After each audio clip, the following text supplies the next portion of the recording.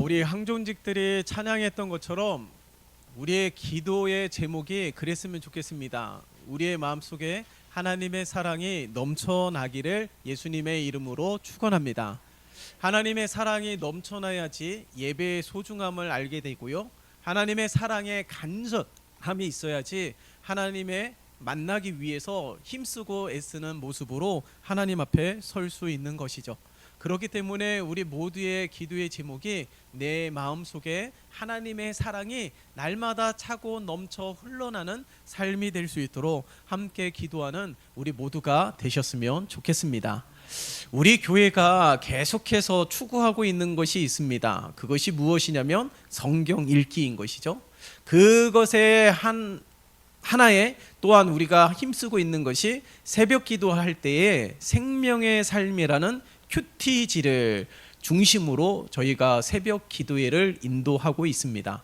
그래서 우리 성도들이 늘 하나님의 말씀이 선포되고 증거되고 있지만 그것으로 그쳐지지 아니하고 성경 속에 있는 하나님의 역사와 그리고 말씀으로 선포하는 하나님의 은혜를 내가 직접 체험하고 누리기 위해서는 내가 하나님을 만나는 거룩한 수고가 있어야 되는 것이죠. 우리 교회가 세워지고 부흥케 되고 더 나아가서 빛과 소금의 역할을 감당하기 위해서는 우리 성도 한 사람 한 사람이 온전히 세워져야 되는데, 온전히 세워지기 위해서 주일 하루만 모여서 예배하고 함께 마음을 모으고 기도하고 찬양하는 것도 너무 중요하지만 그것보다 더 중요한 것은 세상에 보냄을 받은 남은 6일 동안의 삶이라는 거예요. 그 남은 6일 동안에 우리는 이 생명의 삶이라는 큐티지를 통해서 하나님의 말씀을 읽고 묵상하고, 거기에는 또 기도 내용도 나와 있습니다. 내가 기도를 잘 하지 못한다면 거기 기도 내용 그대로 읽으면서 기도하면서 함께 교회와 가정과 삶을 위하여, 나라와 민족을 위하여 함께 기도하는 우리 교회가 되었으면 좋겠습니다. 그런데 가만히 보니까 이 생명의 삶 큐티지를 통해서 함께 기도하고 말씀 보고 묵상하는 일들이 많이 이루어지지 않고 있는 것 같아요. 저희가 이제 매월 되면 생명의 큐티지를 구입해서 놔둡니다. 근데 점점점 가져가는, 구매하시는 분들이 적어지다 보니까 저희가 주문하는 양이 줄어들어요. 그래서 이게 많이 이루어지지 않고 있구나라는 것이 보여집니다. 그렇기 때문에 우리 성도들이 정말 내 마음속에 하나님의 사랑이 넘쳐나기를 원한다면 우리가 함께 큐티지를 통해서 말씀을 읽고 묵상하고 하나님 만나는 일들에 힘썼으면 좋겠어요. 특별히 겉면하기는 모든 항종직들은 의무감으로 책임감으로 함께 동참해 주시기를 다시 한번 부탁을 드립니다. 지난 한 주 동안의 큐티 내용 가운데 생명의 삶 큐티지에 보면은 에세이 글까지 나와 있어요. 말씀을 묵상하고 에세이 글을 읽어보면 그 말씀이 의미하는 바, 우리에게 말씀하고 있는 바에 대해서 조금은 발견할 수가 있습니다. 근데 그 가운데에 여러분들께 소개하고자 하는 에세이 글이 있어요. A.W. 토저 목사님이 이렇게 이야기를 했다고 합니다. 당신은 당신 영혼의 부흥을 진정 원하는가? 원하십니까? 정말 원하십니까? 그렇다면 그분이 어떻게 이야기하냐면 당장 집으로 가서 TV 플러그와 그리고 라디오의 플러그를 뽑으라는 거예요. 물론 이분이 활동하였던 시대가 많이 뒤처졌기에 라디오 플러그를 뽑으라고 그러잖아요. 오늘날로 이야기하자면 TV 플러그와 핸드폰을 내려놓으라는 것이죠. 그러면서 그 목사님이 이야기를 합니다. 열흘 동안만 다시 그 플러그를 꽂지 말라라는 거예요. 그 말은 무슨 말일까요? TV와 라디오와 핸드폰을 버리라는 것이 아니죠. 그 TV에 집중하고 있는 시간, 핸드폰에 집중하고 있는 시간을 내려놓고 그 시간의 일부를 하나님과 만나기 위하여 힘쓰는 시간이 되라는 거예요. 이것이 단순하게 사는 첫 걸음이라고 이야기를 합니다. 여러분, 우리가 하나님을 만나기를 소원하지만 하나님을 만나려면 만나고자 애쓰는 시간이 있어야 될 거 아니에요? 내가 만나고 싶은 지인과 약속을 잡았어요. 언제 어디서 만나자. 만나야지 교제가 이루어지는 것 아니겠어요? 만나야지 어떻게 살았는지, 만나야지 어떤 문제가 있었는지 알 수 있는 것 아니겠습니까? 그저 멀리 바라보면서 떨어져 있으면서 잘 살고 있겠지, 무소식이 희소식이겠지, 물론 그럴 수 있습니다. 그러나 그와 함께 더 깊은 만남과 교제를 하기 위해서는 만나야지만이 그 사람의 마음의 상태와 무슨 문제가 있는지를 알 수 있다라는 것이죠. 마찬가지 아닐까요? 하나님을 만나고자 하는 내 마음에 하나님의 사랑이 정말 넘치기를 원한다라면 어떻게 해야 되겠습니까? 하나님을 만나는 시간이 더 많아져야 되지 않을까요? 하나님을 만나고 말씀을 읽고 하나님은 무엇을 어떻게 말씀하셨는지, 하나님의 뜻은 우리에게 어떻게 증거하고 있는지에 대하여 하나님의 말씀을 봐야지, 하나님의 말씀을 들어야지 알 수 있는 것 아니겠습니까? 근데 이런 것들이 점점점 줄어들고 TV에 집중하고 핸드폰에 집중하다 보니까 오히려 하나님과는 멀어지게 되고 형식적인 모습만 남아있는 삶이 된다라는 거예요. 요즘에는 핸드폰이 손에서 떨어지면 불안 증세를 느끼고 있는 사람들이 상당히 많이 있습니다. 그럴 법도 한 게 핸드폰 하나로 모든 것이 다 이루어지는 시대 속에 있어요. 은행 업무도 핸드폰으로 다 봅니다. 예? 심지어 장 보는 것도 핸드폰 하나로 다 해결할 수 있어요. 그러니 이 핸드폰이 없으면 얼마나 불안 증세를 보이고 있는지 모릅니다. 그런데 믿음이라는 것은 보이지 않는 세계를 보게 하는 힘이에요. 반면에 세상적인 욕구와 욕망은 오히려 우리의 눈을 가려서 봐야 하는 것을 보지 못하게 하고 들어야 하는 것을 듣지 못하게 하는 일들이 펼쳐지고 있습니다. 오히려 세상의 욕심과 욕망, 그것들이 하나님의 나라와 영광을 보지 못하게 하는 거예요. 여러분, 성경에 나오는 수많은 하나님의 사람들, 구약에 보면은 굵직굵직한 선지자들이 많이 나오지 않습니까? 그런데 구약에도 참 은혜가 되는데 저는 개인적으로 신약이 더 좋습니다. 그 이유는 뭐냐면 이름 없는 성도들을 통하여 하나님의 역사가 즐비하게 소개되고 있기 때문에. 그 말은 무슨 말일까요? 내가 목사가 아니어도, 장로가 아니어도, 집사가 아니어도, 권사가 아니어도, 일반 성도라 할지라도 나를 통하여 하나님의 역사가 나타날 수 있다라는 거예요. 성경은 그것을 우리들에게 증거하고 있는 것이죠. 여러분, 제자들 보세요. 12명의 제자들이 택함을 받았지만은 12명의 제자들의 이력을 보면은 자랑할 이력이 아닙니다. 예? 세상에서 주목받지 못한 자들이에요. 그럼에도 불구하고 이들을 통하여 복음이 증거되고, 이들을 통하여 귀신이 떠나가고, 이들을 통하여 병자가 고침을 받고, 이들을 통하여 교회가 세워지는 놀라운 일들이 성경에 기록되지 않았습니까? 그 이유가 무엇일까요? 제자들은요, 주님 앞에서도 믿음이 적은 자들이라고 책망을 받기도 하였어요. 예? 그러함에도 불구하고 그러한 놀라운 역사를 일으켰던 믿음의 주인공이 될 수 있었던 까닭이 무엇일까요? 예수님 앞에 나아갔기 때문에, 말씀 앞에 나아갔기 때문인 줄 믿습니다. 그렇기 때문에 우리들도요, 말씀으로 나아가야 되는 거예요. 말씀의 붙들림을 받으면, 말씀의 나를 이끌림을 받게 되면 하나님의 마음을 품게 되는 것이죠. 하나님의 열망이 나의 비전이 되는 것입니다. 하나님의 생각을 가지게 되는 거예요. 그렇기 때문에 하나님의 뜻에 대한 열망이 불타올라서 순종하고자 하는 애씀이 있는 것이죠. 여러분, 우리들이 이 하나님의 말씀을 듣고 결단하고 고백하지만 그대로 사라집니까? 지난 한 주 동안 그대로 사셨습니까? 그렇지가 않잖아요. 많은 분주한 일들이 있기 때문에 그런 것 아니겠어요? 그렇지만은 우리는 늘 하나님의 뜻대로 행하고자 하는 그런 열심이 있어야 되고, 내가 10번 시도해서 9번 실패한다 할지라도 한 번 성공했다라면은 그것이 유익입니다. 말씀을 보는 거와 읽는 거와 듣는 것, 그것을 하지 않는 사람들은 알 수가 없는 거예요. 뜬구름 잡는 거와 똑같은 것이죠.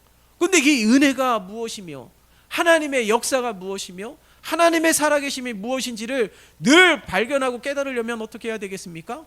내가 읽어야 되지 않을까요? 내가 기도해야 되지 않을까요? 내가 하나님을 붙들어야 되지 않을까요? 부모의 중보 기도로 하나님의 은혜를 누릴 수는 있습니다. 그러나 그 은혜의 주인공이 되지는 못하는 거예요. 우리 주변에 있는 지체들을 통하여 중보 기도를 통하여 하나님의 은혜를 누릴 수 있습니다. 문제가 해결되어질 수는 있습니다. 그러나 그 인생의 문제가 단 하나밖에 없습니까? 수많은 문제들이 질비하지 않을까요? 그렇다면 그 중보 기도의 은혜를 통하여서 무엇을 발견할 수 있는 것입니까? 내가 그 문제를 극복할 수 있는 힘이 어디에 있는지를 발견할 수 있는 것 아니겠어요? 그렇기 때문에 가장 중요한 것은 내가 먼저 하나님을 만나기 위하여 힘쓰는 자들이 되어야 된다라는 거예요. 내가 말씀에 사로잡히는 자들이 되어야 되는 것이죠. 우리 모두가 그런 꿈을 꾸었으면 좋겠습니다. 마틴 루터 킹 목사님을 한 번쯤 들어보셨을 거예요. 마틴 루터 킹 목사님이 그 유명한 연설이 있지 않습니까? 나에게는 꿈이 있습니다 라는 유명한 연설. 그때 당시에는 노예제도가 있었던 때예요. 그런데 어떤 꿈을 꿉니까? 백인 소년과 흑인 소녀가 손을 맞잡고 거리를 다니는 그런 일반적인 꿈을 꾼 거예요. 소유주의 아들들과 노예의 아들들이 한 상에 둘러앉아서 식사를 하는 꿈을 꾸었다는 거예요. 있을 수 없는 일이에요. 그때 당시에도 소수의 사람들이 노예제도 폐지에 대해서 목소리를 높였습니다. 그런데 절대 소유주들은 듣지도 않았던 것이죠. 있을 수 없는 일이라고 여겨졌습니다. 천지가 개벽하는 일이라고 여겨졌습니다. 그렇게 짓밟히던 시대였어요. 그 연설을 하고 많은 이들에게 그런 계몽적인 말을 선포했기 때문에 그럴까요? 이 마틴 루터 킹 목사님이 피살이 되었습니다. 꿈을 꾸었지만은 그 꿈의 실현을 보지 못하고 생을 마감하게 된 것이죠. 그런데 어떻습니까? 그 마틴 루터 킹 목사님이 꿈을 꾸며 그렇게 선포하였던 일들이 지금 어떻게 되었어요? 현실이 되지 않았습니까? 이것이 자연스러운 일상이 되지 않았나요? 이것이 인간의 존재를 존중하는, 생명을 존중하는 가장 기본적인 인간의 도리가 되지 않았습니까? 누군가는 꿈을 꾸었습니다. 많은 이들은 그것이 억지, 욕심이라고 여겨졌지만 그 꿈이 실현이 되었다라는 거예요. 우리나라도 꿈을 꾸는 사람들이 얼마나 많이 있습니까? 그 가운데 김구 선생님도 꿈을 꾸었습니다. 김구 선생님의 꿈은요, 대한 독립이었어요. 솔로몬에게 하나님이 꿈속에 나타나서 내가 무엇을 원하느냐 소원을 물었다고 그러지 않아요? 이 김구 선생님에게도 똑같이 하나님이 나에게 꿈이 무엇이냐고, 내가 원하는 것이 무엇이냐고 묻는다라면 분명하게 대한 독립이라고 말을 한다라고 했습니다. 또다시 내 소원이 무엇이냐고 묻는다라면 또다시 우리나라의 독립입니다 라고 말을 한다라는 거예요. 또다시 내 소원이 무엇이냐고 묻는다라면 우리나라의 완전한 자주 독립이라고 대답할 것이다 라고 말을 하였습니다. 누군가는 꿈을 꾸었어요. 대한 독립, 이게 있을 수 있는 일이었습니까? 당시에 오히려 지배를 받는 것을 좋아하는 이들이 있었습니다. 이것이 한 사람의 꿈으로, 허황된 꿈으로 그렇게 치부되었던 시절이에요. 그런데 지금은 어떻습니까? 독립이 되었잖아요. 꿈이 현실이 되지 않았습니까? 우리 주님에게도 꿈이 있습니다. 그것이 무엇이냐면 수많은 사람들이 구원을 받는 거예요. 수많은 사람들이 하나님 앞에 나아오는 것이죠. 바로 그런 은혜가 펼쳐지는 시대, 하나님의 말씀의 진리에 눈이 띄어서 세상과 영적인 세상을 분별하며 구분하며 살아가는 그런 신실한 하나님의 거룩한 백성들이 많아지는 것이 우리 주님의 꿈이었어요. 오늘 본문 속에서 나오는 사도 바울이 활동하던 때가 기록되지 않았습니까? 사도 바울이 활동하였던 때와 지금 시대와 비교해 보면 너무나 많이 차이가 날 거예요. 그런데 그때 당시에도 사도 바울은 어떻게 이야기합니까? 오늘 본문의 말씀을 보세요. 말세에 고통하는 때가 이르리라고 분명히 증거하고 있습니다. 지금 오늘날 시대와 현저하게 차이가 나는 시대 속에 살아가고 있음에도 사도 바울은 말세 때에 고통하는 때가 이르게 될 것이다 라고 예언했다라는 거예요. 그 말세에 고통하는 때가 뭡니까? 2절부터 쭉 나오잖아요. 사람들이 자기를 사랑하며, 함께 읽어볼까요? 2절에서 5절의 말씀 시작. 사람들이 자기를 사랑하며 돈을 사랑하며 자랑하며 교만하며 비방하며 부모를 거역하며 감사하지 아니하며 거룩하지 아니하며 무정하며 원통함을 풀지 아니하며 모함하며 절제하지 못하며 사나우며 선한 것을 좋아하지 아니하며 배신하며 조급하며 자만하며 쾌락을 사랑하기를 하나님 사랑하는 것보다 더하며 경건의 모양은 있으나 경건의 능력은 부인하니 이 같은 자들에게서 내가 돌아서라. 아멘. 바울의 때에도 말세에 고통하는 때가 이르게 될 것이다 라고 하면서 선포하였습니다. 말세에 고통하는 때가 어떤 현상이에요? 뭐 세상이 무너지고 그런 시대가 아니었다라는 거예요. 2절부터 5절까지의 말씀을 보면 말세에 고통하는 때가 어떤 현상이 나타나느냐? 자기를 이기적으로 더 사랑하고 돈을 사랑하고 부정하고 부모 거역하고 비방하고 모함하며 그런 일들이 즐비하게 펼쳐지는 세상이 바로 말세라는 거예요. 상상을 해보았습니다. 사도 바울이 지금 살아있다라면 지금 현 세상을 바라보면서 어떻게 이야기할까? 오히려 더 울부짖으면서 이야기하지 않을까요? 말세의 때가 지금 이르게 되었다라고 말하지 않을까요? 왜입니까? 세상이 더 악해져 가고 있기 때문에 그렇다라는 거예요.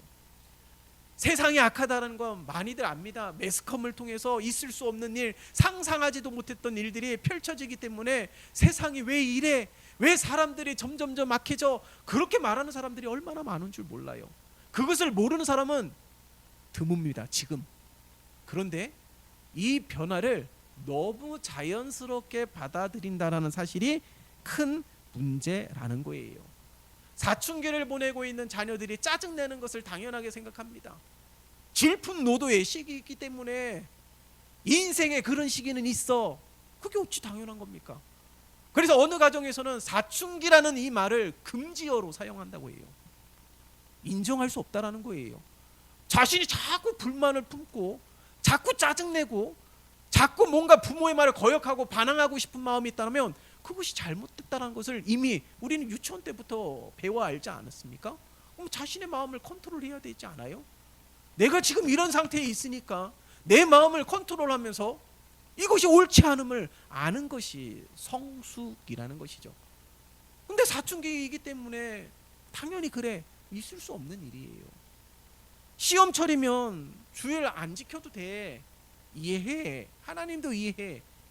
그게 어찌 당연한 겁니까? 당연한 게 아니에요. 우리 모두가 이렇게 속고 있다라는 겁니다.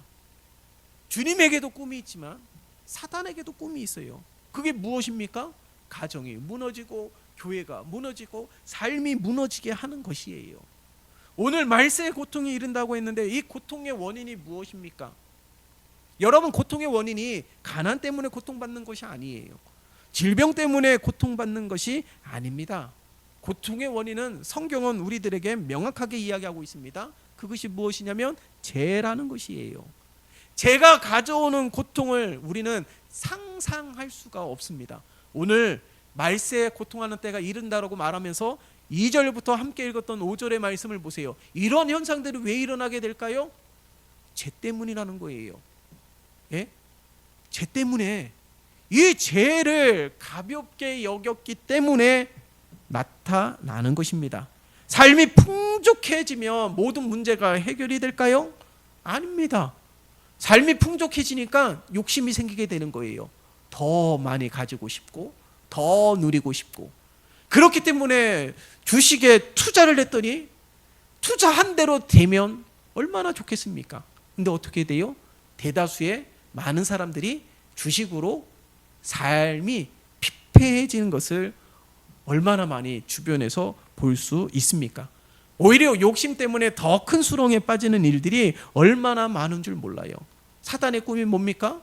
더 고통스럽게 만드는 것이 사단의 꿈이에요. 그렇기 때문에 세상은 점점점 음란해지고 자극적인 그런 성적인 것들이 없으면은 영화도 드라마도 인기리에 흥행할 수가 없는 것이죠. 그렇기 때문에 세상으로 존경받던 목사도 어떻게 됩니까? 교주로 변질되는 일들이 얼마나 많아요. 간음하는 목사도 있고 이중적인 목사도 있고 얼마나 있을 수 없는 일들이 펼쳐지는 것이 오늘날 이 세상입니다. 그렇기 때문에 세상은 더 악해져 가고 음란해져 가고 있기 때문에 우리는 어떻게 해요? 주님의 꿈을 꿀 수 있고 내 마음속에 하나님의 사랑이 가득할 수 있도록 하나님의 진리의 말씀을 외칠 수 있어야 되는 거예요. 그렇기 때문에 말씀을 읽어야 된다라는 거예요. 말씀을 가까이 해야 된다라는 것이고, 그리고 하나님을 가까이 하는 삶이 되어야 되는 것이죠. 그런데 오히려 죄악으로 세상의 정욕으로 진리의 입을 봉쇄하고 있는 것입니다. 여러분, 우리가 세상을 이겨야 되고 죄와 싸워야 되는데 죄가 무엇이며 세상이 어떤 곳인지 알 수 없으면 우리는 싸울 수가 없는 거예요. 교회는요, 하나님의 입이 되어야 될 줄 믿습니다. 마치 에덴 동산에서 아담과 하와에게 선악과를 먹게 한 사단의 이 간교한 계략에 넘어져서 죄를 범한 것 아니겠어요? 조금씩 무너뜨리게 됩니다. 아담과 하와를 보세요. 죄를 지었더니 어떻게 되었습니까? 하나님이 예비하신 에덴 동산에서 추방을 당하게 되었어요. 죄를 짓게 되니까 어떻게 됩니까? 동생을 죽이는 일들이 펼쳐지게 되었어요. 죄를 짓고 난 이후부터 펼쳐지는 삶이었다는 사실을 성경은 우리들에게 보여주고 있잖아요. 그렇기 때문에 사단의 전략이 뭐예요? 죄를 짓게 하는 것입니다. 여러분, 우리가 사단을 이기려면 세상에 없는 것을 가져야 되는 거예요. 돈, 지식, 세상에 넘쳐나지 않습니까? 이것이 가장 가치 있는 것이라고 여겨지는 세상 속에서 살아가고 있습니다. 물론 돈이 없으면 상당히 불편합니다. 그렇지만은 그것만으로 세상을 이길 수 있는 것이 아니에요. 세상에 없는 것이 무엇일까요? 세상에 없는 것으로 세상을 이겨야 되는데 그것이 무엇입니까? 바로 믿음, 말씀, 성령이라는 거예요. 여러분, 다윗이 골리앗을 어떻게 이겼습니까? 골리앗은 전쟁에 능한 용사예요. 다윗은 성경은 소년이라고 소개하고 있습니다. 소년과 용사와 싸우는데 누가 이기겠어요? 당연히 용사가 이기는 것 아니겠습니까? 그런데 골리앗이 가지고 있지 않은 것을 가지고 나아갔기 때문에 다윗이 이긴 것 아니겠어요? 그것이 무엇입니까? 믿음의 물맷돌, 하나님의 이름의 물맷돌로 골리앗을 던졌을 때에 골리앗이 쓰러졌던 것을 우리는 주목해야 되는 거예요. 세상이 가지고 있지 않은 무기가 있어야 됩니다. 그래야지 세상을 이길 수 있는 거예요. 세상이 가지고 있지 않은 무기가 뭐예요? 믿음, 말씀, 성령이라니까요. 그런데 오늘 성경을 보면 바울은 어떻게 이야기합니까? 경건의 모양은 있으나 경건의 능력은 부인하니, 이게 말세에 나타나는 현상이라는 거예요.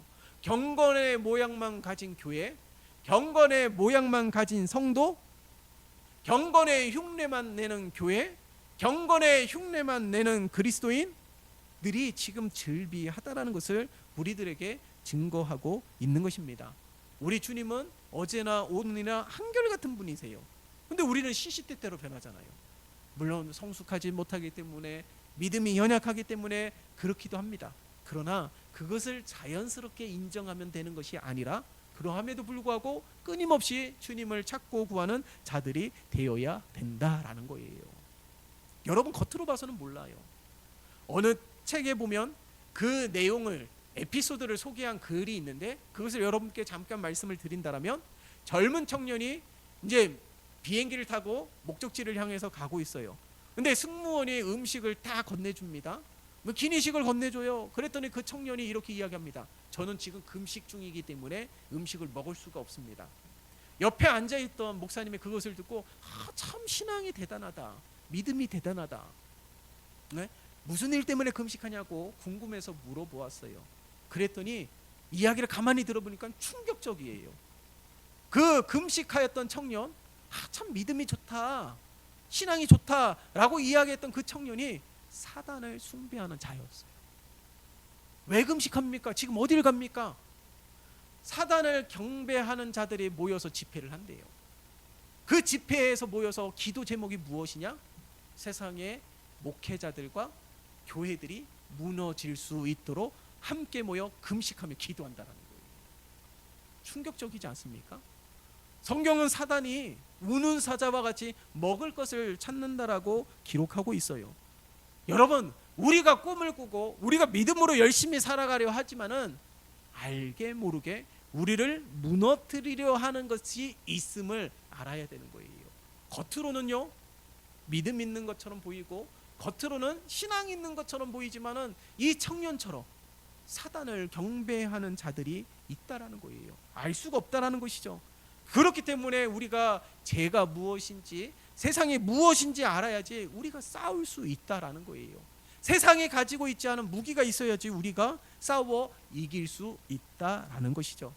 오늘 우리 주님께서는 우리에게 성령의 검 말씀을 주셨습니다.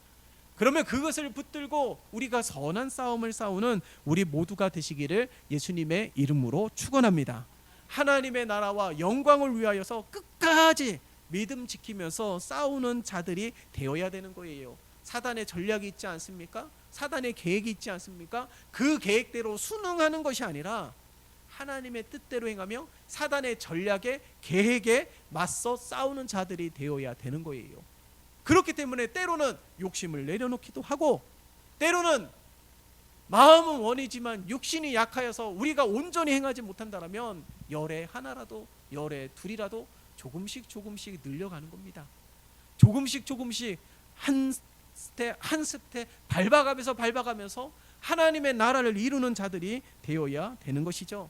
세상이 더욱더 이기적으로 변합니까? 그러면 우리는 어떻게 해야 됩니까? 거기에 순응하는 것이 아니라 서로가 서로를 사랑하는 마음을 가져야 되는 것이죠.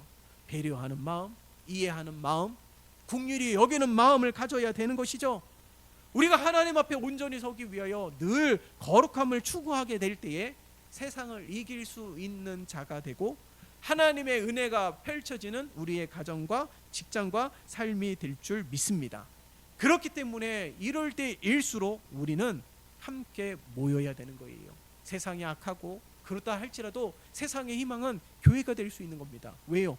지금 우리가 이렇게 모여서 예배하기 때문에, 우리가 함께 모여서 찬양할 수 있는 곳도, 함께 모여서 기도할 수 있는 곳도 교회이기 때문에 교회가 세상의 희망이 될 수 있는 것이죠.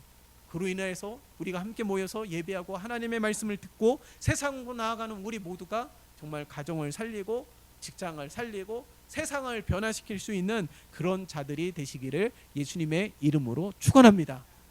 분명히 기억하십시다. 세상을 이기기 위해서는 세상이 없는 것으로 싸워야 되는 거예요. 그것이 믿음입니다. 그것이 말씀이에요. 결국에는 하나님을 붙드는 자가 세상을 이기는 자들이 될 수 있음을 기억하며 우리 모두가 세상을 이기는 자들이 되시기를 예수님의 이름으로 축원합니다. 살아계신 하나님 아버지, 우리 교회와 온 성도들에게 다시금 말씀하시는 하나님의 음성을 듣게 도와주시옵소서. 우리 모두가 하나님의 은혜를 누리는 자 되게 도와주시고 하나님의 뜻을 행하면서 가정을 살리며 직장을 살리며 삶의 수많은 하나님의 역사가 펼쳐지는 삶이 될 수 있도록 그런 역사를 펼쳐지는데 쓰임받는 도구가 되며 통로가 되어지는 우리 온 성도들이 되게 축복하여 주시옵소서. 예수 그리스도의 이름으로 기도드리옵나이다. 아멘.